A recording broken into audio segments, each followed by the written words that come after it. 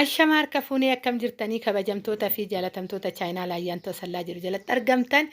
Egaa akka har'a waan gudii wayii isinitti argisiisuufin baay'ee yeroo baay'ee nuti gaafa hojii waan tokko mana keessatti qabamnu deebisiitii bootaa nu jiraannu fi magaalaan xiqqoo ishee wal madaaluu baatee haaluma naannoo kootii qofattan jiraadha kan jedhamullee jira. Hojiin mataasaa kan of danda'e obboor sunis immoo mataasaa kan of danda'e isiniin jechuun jaaladha. Egaa akka har'a anis nan bahee hoon kana jedhu manuman taa'echuu osoo hin ta'inii iddoo wayiin rifeensa kiyyan sirreeffadha jedheen deemee jira. Yeroo baay'ee rifeensa yookaan nan dhaadhaa yookaan inni hoggaan immoo tokko fadhellee naannuma irrattan tokko fadhaa.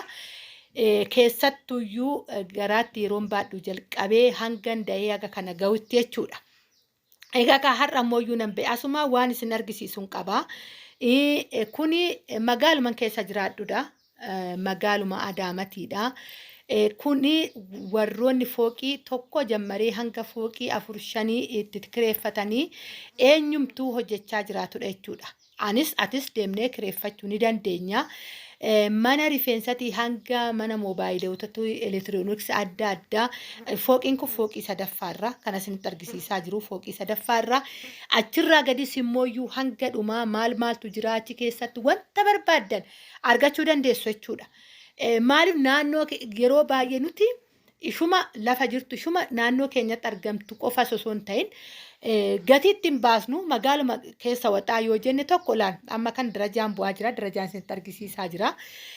Kuni amma fooqii sadaffaarreen kara lafaatitti gadi bu'aa jira ofirraa kaameeraa garagalchan isinitti argisiisa. Haala kanaanis hojjechuun ni danda'ama. Ijoolleen kun nama tokkodha dubartii takkaadha qaxaree kan hojjisiisaa jiru fooqii kana laal amma sadaffaarreen gadi bu'aa jira.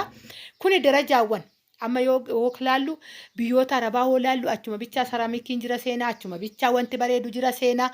Kanaafan wanti kun adda ta'e osoo hin ta'in nu birallee wanti adda ta'e hin jira. Mana isaanii qofa bichaa miti isaan wajjin hoggaa baanu bichaa waan isaanii qofa dinqisiifachuu hin qabnu. Kanaaf atis kan hojjenneen kireeffannee akka nama kamiituu hojjechuu ni dandeenya. Amma fooqii lammaffaarra ga'eera.